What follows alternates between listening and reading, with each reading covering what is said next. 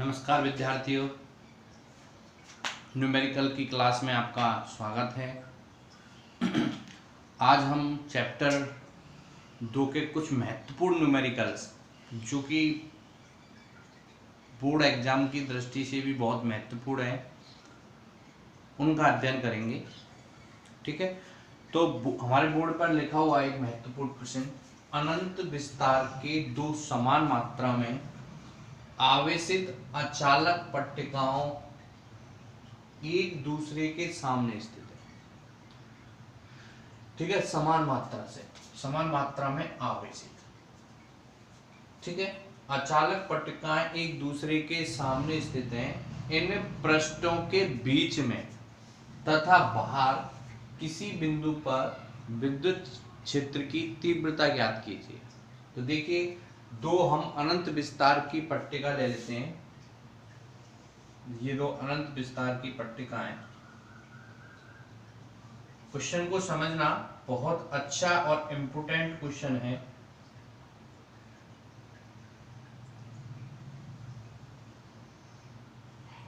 ठीक है, अभी मैंने इन दोनों पट्टिकाओं पर पहले समान आवेश माना है, प्लस प्लस। इसमें ये तो दिया गया नहीं है कि एक प्लस है एक माइनस है, हम दोनों कंडीशनों में निकालेंगे।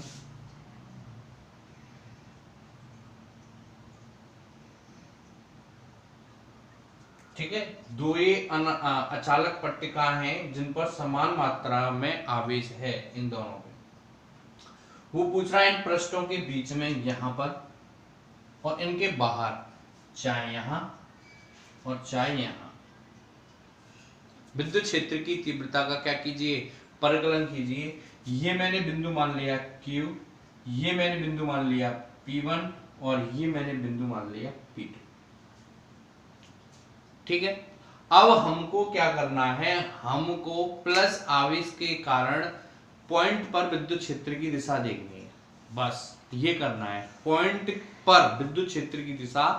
तो देखो, इस पॉइंट पर इस पट्टिका के कारण विद्युत क्षेत्र की दिशा, ये पट्टिका प्लस से आवेशित है, तो प्लस से विद्युत क्षेत्र की दिशा क्या होती है, बाहर की ओर। ये हो गया E1। ठीक है, अगर ये मैंने पट्टिका मान ली A और ये मैंने पट्टिका मान ली V। पट्टिका A के कारण जो विद्युत क्षेत्र की दिशा है वो है E1, इस दिशा में, और इसके कारण V इस पॉइंट पे देखेंगे तो वो भी बाहर की ओर, और इसके कारण भी दिशा क्या है, E2। यहां सेम दिशा है।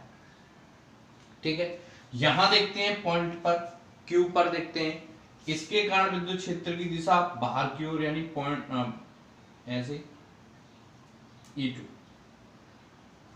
और इसके कारण विद्युत क्षेत्र की दिशा इस प्रकार बाहर की ओर, पॉइंट बाहर, पॉइंट की ओर, ये होगी E1। ठीक है, यहां देखते हैं विद्युत क्षेत्र की दिशा, इस प्लेट के कारण विद्युत क्षेत्र की दिशा ये हो गई E2, इस दिशा में E2 वेक्टर,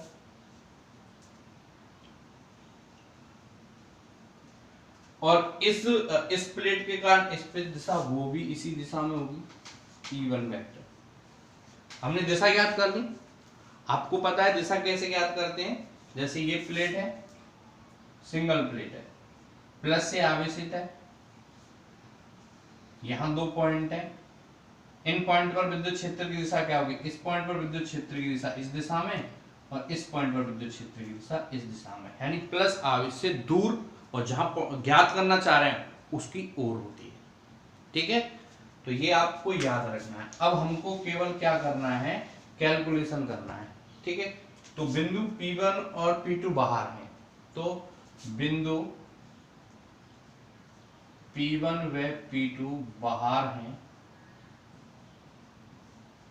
P1 में P2 क्या है, बाहर हैं।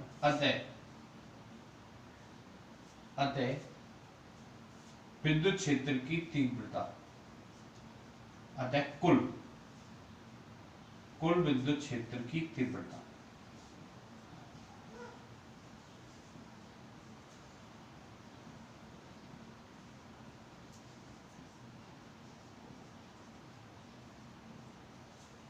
ठीक है, पट्टिका कैसी है, अचालक पट्टिका है और हमने अचालक पट्टिका के कारण विद्युत क्षेत्र निकाल रखा है। क्या होता है? Sigma upon 2 epsilon not. ठीक है, अब दोनों पे आवेश की मात्रा समान है तो समान होगा। ठीक है, तो EP1 या EP2 बराबर E1 प्लस E2।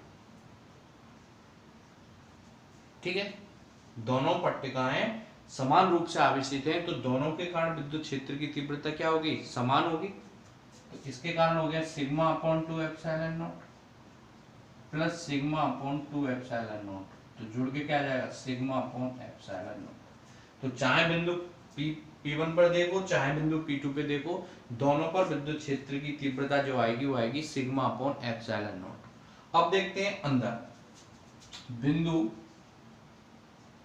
Q पर विद्युत क्षेत्र की तीव्रता।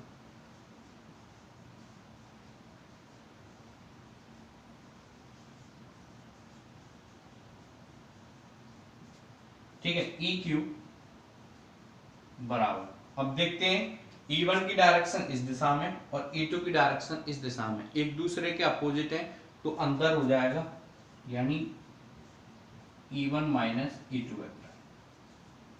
अब E1 भी क्या है? Sigma upon 2 epsilon not minus sigma upon 2 epsilon not, क्या आ गया? 0। यानी इस पट्टिका के अंदर जो विद्युत क्षेत्र होगा इन दोनों के कारण, ठीक है, वो क्या होगा? 0 होगा। क्यों? क्योंकि दोनों पट्टिकाएं समान रूप से आवेशित हैं तो एक की दिशा एक दूसरे की दिशा की क्या होगी? इनकी डायरेक्शन, विद्युत क्षेत्र की डायरेक्शन अपोजिट होगी, तो वो एक दूसरे को क्या कर देंगे?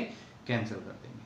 ठीक है, अभी तो हमने दोनों लिए प्लस प्लस के, अगर मैं एक प्लस का लूं और एक माइनस का लूं, यानी एक पट्टिका को मैं प्लस आवेश से आवेशित करूं और दूसरी पट्टिका को मैं उतने ही ऋण आवेश से आवेशित करूं, तो क्या होगा? देखिए, इसको वो ले लीजिए स्क्रीनशॉट। अच्छा और इम्पोर्टेंट क्वेश्चन है एग्जाम की दृष्टि से। ठीक है, तो देखिए,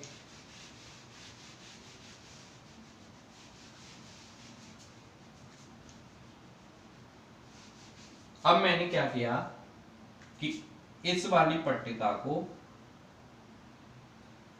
मैंने क्या कर दिया? ऋण आवेशित कर दिया।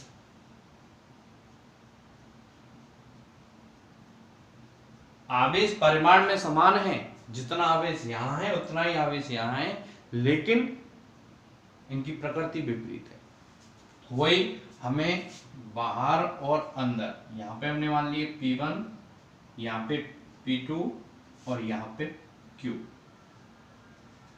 तो देखो यहां पर हम देखते हैं इस माइनस के कारण पॉइंट P1 पर विद्युत क्षेत्र की दिशा क्या होगी? वो होगी माइनस के कारण अंदर, यानी प्लस से दूर और माइनस की ओर। तो ये डायरेक्शन होगी E1 की ऐसे। ठीक है, इस प्लस क्यू के कारण विद्युत क्षेत्र की दिशा होती है प्लस से बाहर। ठीक है, यानी वो इस दिशा में E1 वेक्टर और ये हो गया E2 वेक्टर। अब यहां देखते हैं प्लस के कारण दिशा E2 वेक्टर इस दिशा में और इसके कारण दिशा E1 वेक्टर।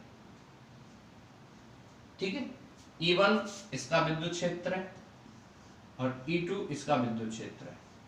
ठीक है, यानी विद्युत क्षेत्र की तीव्रता है।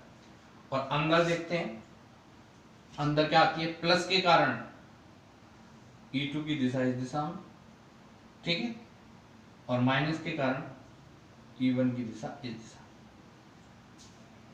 राइट, अब हम देखते हैं P1 और P2। यहां देखो P1 और P2 पर E1 और E2 वेक्टर की दिशा एक दूसरे के क्या है? अपोजिट है। तो ये तो आपस में एक दूसरे को क्या कर देंगे? निरस्त कर देंगे। और जबकि E1 और E2 अंदर, दोनों पट्टिकाओं के अंदर पॉइंट Q पर E1 और E2 वेक्टर की दिशा एक ही दिशा में है, क्योंकि E1 E2 की दिशा तो प्लस से दूर, तो ये E2 हो गया प्लस से दूर, और E1 की दिशा प्लस की ओर, तो दोनों एक ही दिशा में है, तो ये आपस में जुड़ जाएंगे, यानी sigma upon 2 epsilon not plus sigma upon 2 epsilon not, यहाँ आएगा सिग्मा अपॉन एप्सिलॉन नॉट। यहाँ तो 0 होगा, यहाँ भी 0 होगा, ई पी टू बराबर 0, यहाँ पे ई पी वन बराबर 0 और यहाँ पर ई क्यू बराबर क्या जाएगा सिग्मा अपॉन एप्सिलॉन। ठीक है, समझ गए। केवल आपको क्या देखना है, उस पॉइंट पर उन दोनों पट्टिकाओं के कारण विद्युत क्षेत्र की दिशा देखनी है, चाहे पॉइंट अंदर हो चाहे पॉइंट बाहर हो। अगर दोनों दिशाएं एक दूसरे के अपोजिट हैं, ठीक है, तो वो एक दूसरे को निरस्त कर देंगे, और सेम दिशा में है तो वो आपस में जुड़ जाएंगे। और अचालक पट्टिका दी हुई है, तो अचालक पट्टिका के कारण आपने निकाल रखा है गाउस के नियम में, गाउस का दूसरा अनुप्रयोग हमने पढ़ा है, उसके लिए जो विद्युत क्षेत्र की तीव्रता आई थी वो आई थी सिग्मा अपॉन 2 एप्सिलॉन नॉट। ठीक है, हमारे दो न्यूमेरिकल्स हैं, इन दोनों न्यूमेरिकल्स में क्या डिफरेंट है। कंपटीशन में अधिकांशतः ऐसे क्वेश्चंस आपके पूछे जाते हैं और पूछे भी गए हैं। दोनों क्वेश्चन की जो लैंग्वेज है वो एक जैसी है, बस थोड़ा सा अंतर है, वो आपको बता रहे हैं। दो चालक गोलों की त्रिज्याएं a और v हैं, इन समान पृष्ठ आवेश घनत्व, यहाँ याद रखना है, यहाँ पे समान पृष्ठ आवेश घनत्व से आवेशित करने पर इनकी सतह पर विद्युत क्षेत्र की तीव्रताओं का अनुपात क्या होगा। यहाँ देखिए, दो चालक गोलों की त्रिज्याएं a और v हैं, यहाँ समान आवेश से आवेशित करने पर। ठीक है, बहुत सारे बच्चे कंफ्यूज हो जाते हैं, जल्दी में एक जैसा क्वेश्चन समझ लेते हैं और आंसर वही करके आते हैं।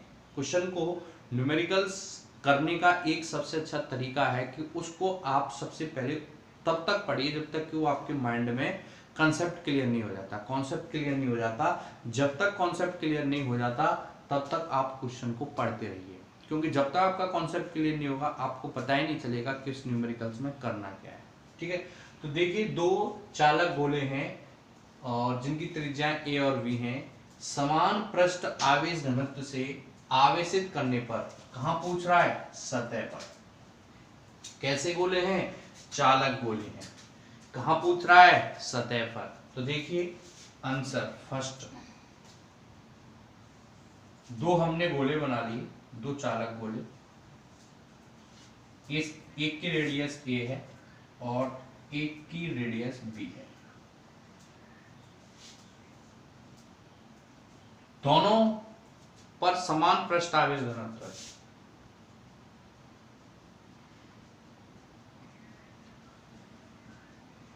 इसका पृष्ठ आवेश घनत्व सिग्मा 1 और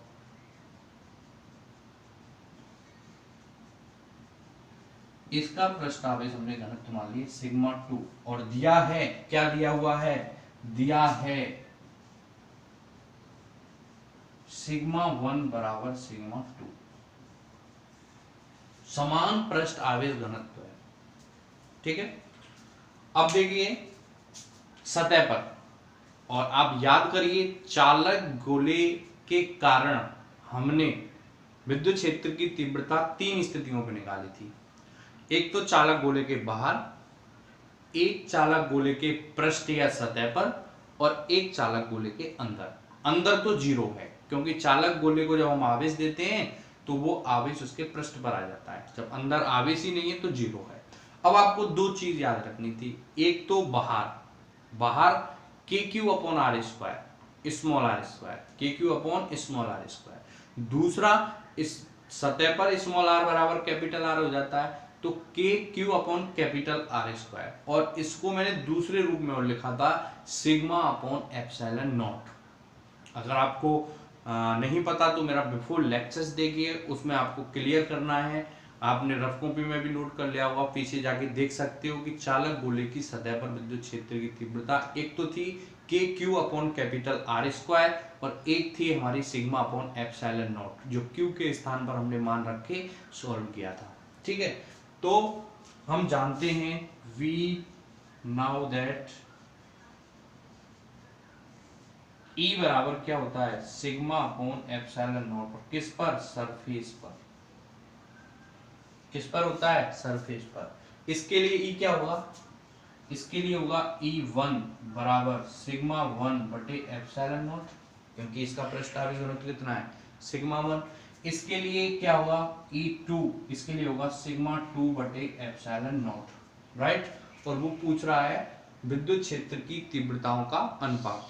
तो क्या निकाल दो, E1 बटे E2 बराबर सिग्मा 1 बटे एप्सिलॉन नॉट बटे सिग्मा 2 बटे एप्सिलॉन नॉट। और ये सिग्मा 1 और सिग्मा 2 एक दूसरे को क्या कर देंगे, कैंसिल कर देंगे, क्योंकि ये क्या है आपस में बराबर है। और एप्सिलॉन नॉट से कैंसिल हो जाएगा, क्या आ जाएगा 1:1, 1:1 आ जाएगा। ठीक है, क्लियर हो गया। समान पृष्ठ आवेश घनत्व, तो सिग्मा 1 बराबर क्या है सिग्मा 2। अब देखो सेम ही ऐसा क्वेश्चन, दो चालक गोलों की त्रिज्याएं ए और बी हैं, इन्हें समान आवेश से आवेशित करने पर, अब इस पर आवेश समान है, ठीक है, क्या समान है, आवेश समान है, ना कि पृष्ठ आवेश घनत्व। ठीक है, तो देखिए, तो वही चीज है जो मैंने आपको बताई है, ये आपका नहीं करना। ठीक है, यहां आवेश समान है, मैंने इस पे आवेश मान लिया Q1 और इस पे आवेश मैंने मान लिया Q2। ठीक है, तो देखिए इस पे आवेश Q1 है, तो इसका पृष्ठ आवेश घनत्व क्या होगा, इसका पृष्ठ आवेश घनत्व सिग्मा 1 बराबर होगा, ठीक है, Q1। अब समान आवेश है तो यहां हम Q1 बराबर Q2 बराबर क्या लिख सकते हैं, Q लिख सकते हैं। तो इसका सिग्मा 1 या इसको Q लिख दो, Q क्या होता है पृष्ठ आवेश घनत्व, आवेश बटे क्षेत्रफल। तो आवेश तो ये हो गया Q, क्षेत्रफल इसका चालक गोले का क्षेत्रफल होता है 4πr², इसकी रेडियस है 4πa²। तो सिग्मा 1 तो ये हो गया, इसका सिग्मा 2 क्या होगा, Q बटे इसकी रेडियस कितनी है 4πb², राइट। हमने क्या निकाल लिया, सिग्मा 1 और सिग्मा 2 निकाल लिया, क्योंकि आवेश समान है तो इनका पृष्ठ आवेश घनत्व क्या होता है, हम जानते हैं पृष्ठ आवेश घनत्व होता है आपका आवेश बटे क्षेत्रफल। तो ये निकाल लिया, तो वही आपका इसका E1 क्या हो जाएगा, इसका E1 होगा सिग्मा अपॉन एप्सिलॉन नॉट, इसका E2 क्या होगा, इसका E2 होगा सिग्मा 2 बटे एप्सिलॉन नॉट। हमें निकालना है अनुपात, तो क्या निकालना है, E1 बटे E2 बराबर सिग्मा 1 बटे एप्सिलॉन नॉट और सिग्मा 2 बटे एप्सिलॉन नॉट। एप्सिलॉन नॉट से एप्सिलॉन नॉट क्या हो गया, कैंसिल, सिग्मा 1 की वैल्यू रख दी, Q upon 4πa² upon Q upon 4πb²। ठीक है, Q से Q कैंसिल, 4π से 4π कैंसिल, क्या आ गया b² बटे a², यानी b²:a²। जब आवेश समान हो तो क्या आएगा b² अनुपात a², और जब पृष्ठ आवेश घनत्व समान हो तो क्या आएगा 1:1। ठीक है, क्लियर हो गया क्वेश्चन, माइंड में बैठा लो, कंपटीशन की दृष्टि से बहुत अच्छा एग्जाम्पल है ये दोनों। ठीक है, नोट कर लीजिए, पहले और दूसरे क्वेश्चंस हैं आपके सामने। तो पहले और दूसरे क्वेश्चंस क्या कहते हैं, पहले इनको पढ़ लेते हैं कि किसी बंद पृष्ठ में प्रवेशित फ्लक्स, तो हम एक बंद पृष्ठ बना लेते हैं, ये हमने बंद पृष्ठ बना लिया। बंद पृष्ठ में प्रवेशित फ्लक्स, यानी यहां से प्रवेशित फ्लक्स का मतलब क्या है, फ्लक्स का मतलब ही होता है कि विद्युत बल रेखाओं से, फ्लक्स का मतलब क्या होता है विद्युत बल रेखाओं से, कि किसी बंद पृष्ठ से निकलने वाली विद्युत बल रेखाओं की संख्या। तो फ्लक्स का मतलब रियलिटी विद्युत बल रेखाओं से है, तो यानी इसके अंदर प्रवेशित फ्लक्स, यानी इसके अंदर विद्युत बल रेखाएं प्रवेश कर रही हैं। तो φ1 कितना दिया हुआ है 400 न्यूटन मीटर स्क्वायर बटे कूलम। निर्गत फ्लक्स यानी कुछ विद्युत बल रेखाएं यहां से निकल रही हैं, φ2 बराबर 800 newton metre square upon coulomb. इस बंद पृष्ठ द्वारा परिबद्ध आवेश का मान ज्ञात करो। ठीक है, अब देखो 400 फ्लक्स प्रवेश कर रहा है और 800 निकल रहा है। ठीक है, इसका मतलब आप समझते हो कि कम विद्युत बल रेखाएं प्रवेश कर रही हैं और ज्यादा विद्युत बल रेखाएं निकल रही हैं। किससे पता चला, 400 फ्लक्स प्रवेश कर रहा है, 800 निकल रहा है, यानी कम विद्युत बल रेखाएं प्रवेश कर रही हैं। फ्लक्स का मतलब विद्युत बल रेखाओं से ही है कि किसी बंद पृष्ठ से निकलने वाली या गुजरने वाली रेखाओं, निकलने वाली या अंदर प्रवेश करने वाली रेखाओं की संख्या ही फ्लक्स कहलाती है। तो फ्लक्स का मतलब क्या है?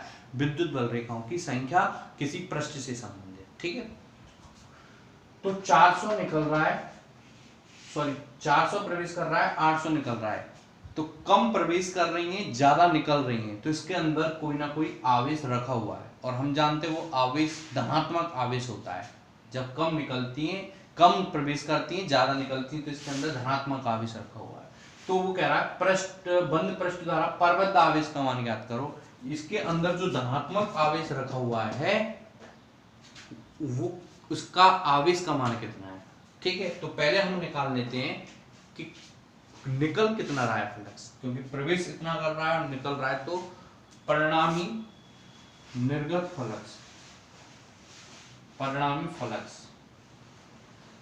ठीक है, हमने एक फॉर्मूला बताया था, प्रवेश करने वाली, निकलने वाली विद्युत बल रेखाओं की संख्या में से प्रवेश करने वाली विद्युत बल रेखाओं की संख्याओं को घटा देते हैं, मतलब फ्लक्स को हटा देते हैं। परिणामी फ्लक्स फाई बराबर φ2 माइनस φ2 कितना है 800, 400, तो ये आ जाएगा 400 न्यूटन मीटर स्क्वायर बटे कूलम। 400 आ गया, इस बंद पृष्ठ के अंदर से परिणामी फ्लक्स कितना निकल रहा है 400। ठीक है, तो हम जानते हैं फाई दिया हुआ है, क्यों निकालना है, तो गाउस के नियम से, गाउस के नियम से फाई बराबर क्या होता है Q बटे एप्सिलॉन नॉट, तो Q बराबर आ जाएगा फाई एप्सिलॉन नॉट। फाई का मान कितना है 400 और एप्सिलॉन नॉट का मान होता है 8.85 गुणा 10 की पावर माइनस 12। ठीक है, जब इसको सॉल्व करोगे तो लगभग आएगा 3.54 नैनो कूलम के आसपास। कितना आएगा 3.54 नैनो कूलम, इतना आपका क्या आएगा ये। ठीक है, अब देखते हैं हम दूसरा क्वेश्चन। 2.4 मीटर व्यास के किसी एक समान आवेशित चालक गोले को, एक चालक गोला दिया हुआ है, इसका व्यास यानी d 2.4 मीटर है, r कितना आएगा 1.2 मीटर, आधा हो जाएगा। तो इसकी जो रेडियस दी हुई है r, वो दी हुई है 1.2 मीटर। एक समान आवेशित करने पर इसको आवेशित किया गया है।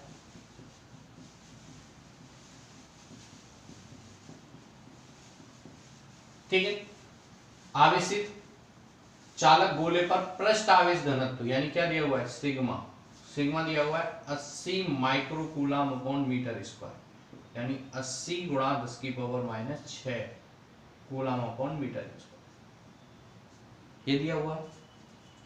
ठीक है, वो पूछ रहा है गोले का आवेश, इस गोले पर कितना आवेश है एवं गोले के पृष्ठ से निर्गत विद्युत फ्लक्स। तो आवेश आ जाएगा, जब आवेश का मान आ जाएगा तो हम फ्लक्स का मान निकाल सकते हैं फाई बराबर Q बटे एप्सिलॉन नॉट से। तो आवेश कैसे निकले, ठीक है, देखो आवेश किस पे वितरित है, सतह पे। जब आवेश सतह पे वितरित होता है तो वहां पृष्ठ आवेश घनत्व यूज में आता है, और पृष्ठ आवेश घनत्व होता है सिग्मा बराबर आवेश बटे क्षेत्रफल।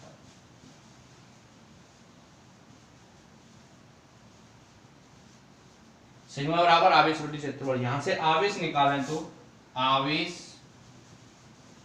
बराबर सिग्मा इंटू क्षेत्रफल, और क्षेत्रफल किसका लिया जाएगा, क्या दिया हुआ है चालक गोला, चालक गोले के पृष्ठ का क्षेत्रफल 4 पाई r स्क्वायर, और r इसकी दी हुई है 1.2, तो सिग्मा इंटू 4 पाई r स्क्वायर, तो मान रख दो 80 गुणा 10 की पावर माइनस 6, 4 इंटू 3.14, और r स्क्वायर की वैल्यू कितनी है 1.2 का होल स्क्वायर।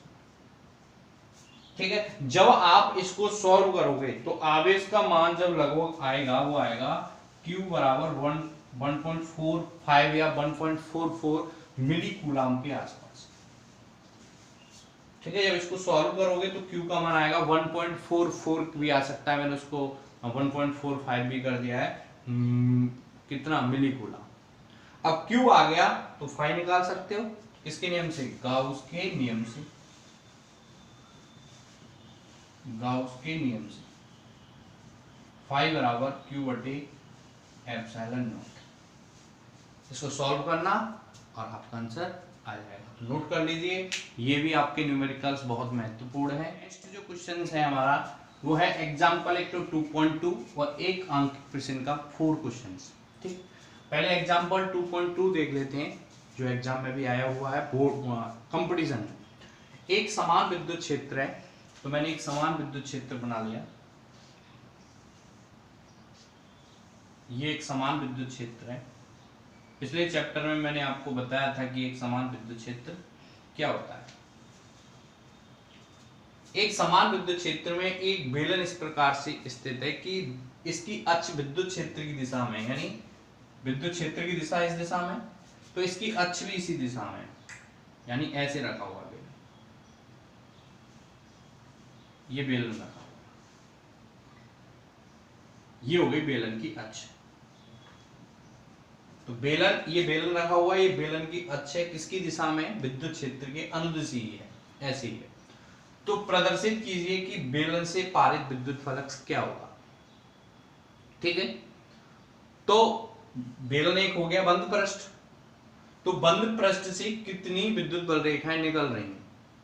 ठीक है, अब आपको देख रहा होगा कि इस बेलन में 3 सतहें है ना, एक दो तो आपकी क्या है, वृत्ताकार, और एक है आपकी वक्राकार। तो ये 2 सतहें हैं, ये तो है आपकी वृत्ताकार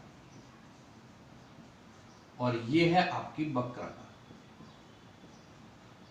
अगर हम सामान्य स्थिति से देखें तो विद्युत बल रेखाएं कैसे निकल रही हैं, ऐसे प्रवेश कर रही हैं, ऐसे निकल रही हैं, राइट, सही बात है, ऐसे प्रवेश कर रही हैं और ऐसे निकल रही हैं। जितना क्षेत्रफल इसका है, मैंने मान लिया इसका जो क्षेत्रफल है S, उतना ही क्षेत्रफल S इसका होगा, होगा नहीं होगा, जितना क्षेत्रफल S ये है उतना ही क्षेत्रफल S इसका होगा, होगा। तो जितनी विद्युत बल रेखाएं इस क्षेत्रफल S में प्रवेश करेंगी उतनी ही विद्युत बल रेखाएं इस क्षेत्रफल S से निकल जाएंगी। ठीक है, जब जितनी विद्युत बल रेखाएं प्रवेश कर रही हैं, जितनी विद्युत बल रेखाएं उस बंद पृष्ठ से निकल रही हैं, तो मैंने आपको एक कंसेप्ट बताया था कि उस बंद पृष्ठ से पारित विद्युत फ्लक्स शून्य है। ठीक है, ये तो मेरा हुआ एक थ्योरेटिकल मैटर। अब इसको मैं न्यूमेरिकल्स की दृष्टि से कैसे सॉल्व करूंगा कि अगर मैंने मान लिया कि यहां एक अल्पांश है इस पृष्ठ पर और यहां पर एक अल्पांश है और एक यहां पे अल्पांश मान लिया, 3 सतहें, तीनों पे मैंने अलग अलग अल्पांश मान लिए। इस अल्पांश की जो डायरेक्शन है ds वेक्टर, वो e वेक्टर की दिशा में ही है, तो थीटा बराबर यहां क्या बन रहा है, 0। और इस अल्पांश की डायरेक्शन हमेशा सतह के परपेंडिकुलर होती है, तो इसकी डायरेक्शन होगी ds वेक्टर, और विद्युत क्षेत्र की डायरेक्शन इस दिशा में है, तो यहां थीटा कितना बन रहा है, 180 डिग्री, राइट। एक ये है, इसकी डायरेक्शन हो गई ऊपर की ओर ds वेक्टर, और e वेक्टर की डायरेक्शन इस दिशा में होगी, तो यहां थीटा बन रहा है 90 डिग्री। ठीक है, तो हमने क्या पढ़ा है, किसी बंद पृष्ठ से निर्गत विद्युत फ्लक्स फाई बराबर close integral e vector dot ds vector. ठीक है, ये होता है। अब इसमें कितनी सतहें, 3 सतहें, ये हमने एक मान ली, ये दूसरी मान ली, ये तीसरी सतह मान ली, 2 वृत्ताकार है, एक वक्राकार। तो देखिए तोड़ देते हैं, फाई बराबर e ds cos theta 1 plus e ds cos theta 2 और plus e ds cos theta 3। ठीक है, यहां कर लेते हैं इसको, बाद में इसको मिटा देंगे यहां से। फाई बराबर फर्स्ट पृष्ठ पर E और ds के मध्य में थीटा बराबर कितना है, 0। cos 0 की वैल्यू कितनी होगी, 1, तो ये आ जाएगा 1 E ds। यहां देखिए दूसरे पृष्ठ पर E और ds के मध्य में एंगल है थीटा 180 डिग्री, और cos 180 डिग्री होती है माइनस तो ये हो गया माइनस ई डी एस, ठीक है। और थीटा यहाँ पे 90 बन रहा है, cos 90 की वैल्यू 0, तो ये हो जाएगा 0। फाई बराबर E close integral D S, first minus common आ गया, E close integral D S 2, और दोनों का क्षेत्रफल कितना है, अगर हम इस अल्पांश का क्षेत्रफल डी एस है, अगर पूरे पृष्ठ का क्षेत्रफल लें, इंटीग्रल कर दें, तो वो एस बन जाएगा।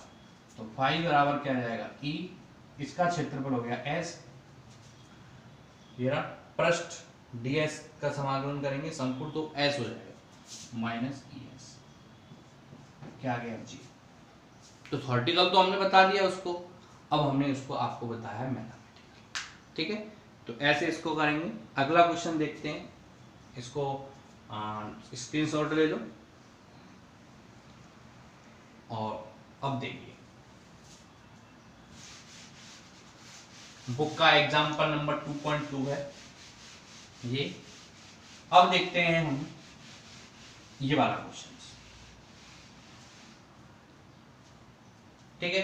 एक गोले के केंद्र से 20 सेमी दूरी पर विद्युत क्षेत्र 10 वोल्ट अपॉन मीटर है। न्यूटन बटे कूलाम भी हो सकता है इसका मात्रक, यहाँ पे वोल्ट अपॉन मीटर दिया हुआ है।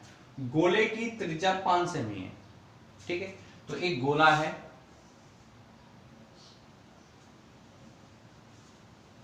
एक गोले के केंद्र से 20 सेमी दूरी पर, अब गोले की त्रिज्या 5 सेमी है,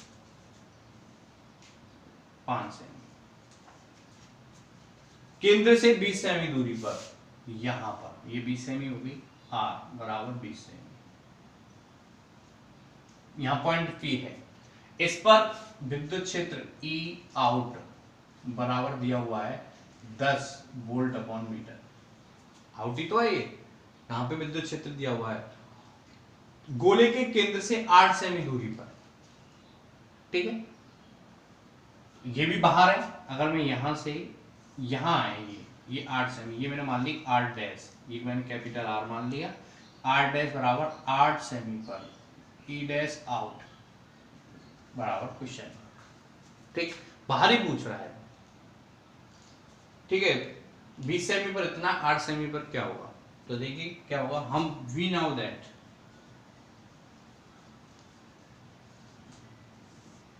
ठीक है गोला है, और गोला आपका चाहे चालक गोला हो, चाहे अचालक गोला हो, और चाहे गोलीय कोश हो, तीनों के कारण बाहर जो विद्युत क्षेत्र की तीव्रता आती है वो समान आती है, ये मैंने आपको बताया था, ठीक है। तो चालक गोले के कारण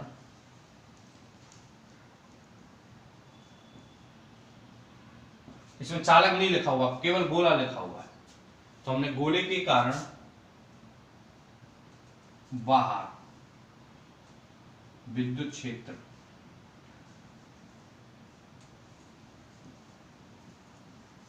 ठीक है ई आउट बराबर के क्यू अपॉन आर स्क्वायर,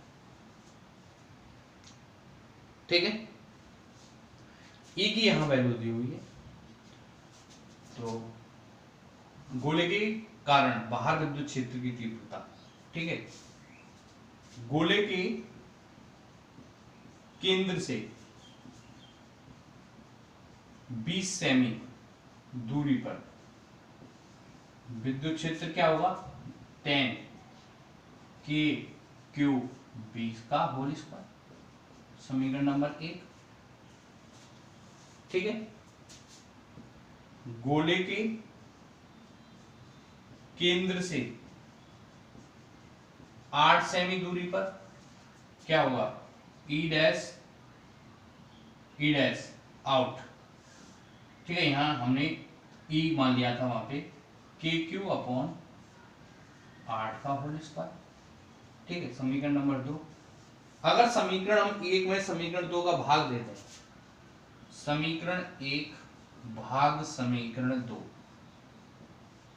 तो क्या आएगा, ये समीकरण 2 में भाग दे दो किसका, समीकरण 1 का, तो ई आउट बटे 10 बराबर के क्यू अपॉन 8 का होल स्क्वायर बटे के क्यूब अपॉन 20 का होल स्क्वायर। के क्यूब से के क्यूब कैंसिल, क्या जाएगा 20 का होल स्क्वायर 400 और ये हो जाएगा 64, ये 10 इस तरफ चला जाएगा, ठीक है। तो ये आ जाएगा आपका ई डैश आउट, वो भी कहां पर 8 सेमी। अब जो क्या हो रहा है 4000 बटे 64, ठीक है। 4064 कितना आएगा, लगभग आएगा ये 62.5 वोल्ट अपॉन मीटर, ठीक है, 62.5 वोल्ट अपॉन मीटर। यानी इसका मतलब क्या हुआ, 20 सेमी दूरी पर तो 10 था, 8 सेमी दूरी पर हो गया 62.5, यानी सतह की ओर जाने पर या सतह से दूर जाओगे तो विद्युत क्षेत्र की तीव्रता घटती है, और सतह की ओर आओगे तो विद्युत क्षेत्र की तीव्रता बढ़ती है, और सतह पर आ जाओगे तो वो अधिकतम हो जाती है, और चालक गोला या गोलीय कोष तो उसके अंदर क्या हो जाती है 0, ठीक है। तो ये हमारे कुछ न्यूमेरिकल्स हो गए, बाकी के न्यूमेरिकल्स आपको करके देखने हैं, ठीक है। और जो न्यूमेरिकल्स ना हो उसको हम नेक्स्ट लेक्चर में बता देंगे, वो तब बताएंगे जब आप हमको 12 बजे तक, आज नाइट 12 बजे तक आप अपनी प्रॉब्लम क्लास दे सकते हो, जिससे कि अगले दिन आपको वो न्यूमेरिकल्स की प्रॉब्लम सॉल्व हो जाएगी, ठीक है। अगर 12 बजे तक कोई प्रॉब्लम्स नहीं आती है तो हम अगले दिन लेक्चर नंबर अगला स्टार्ट करेंगे 22, और वो होगा चैप्टर नंबर 3, ठीक है। अगर कोई प्रॉब्लम है तो हमारे कमेंट बॉक्स में कमेंट करके या पर्सनल हमारे व्हाट्सएप नंबर पर भेज दीजिए, वो आपकी प्रॉब्लम अगले लेक्चर्स में या अगले दिन अपलोड हो जाएगी। थैंक यू फॉर वॉचिंग, पढ़ते रहिए, घर पर रहिए, सुरक्षित रहिए।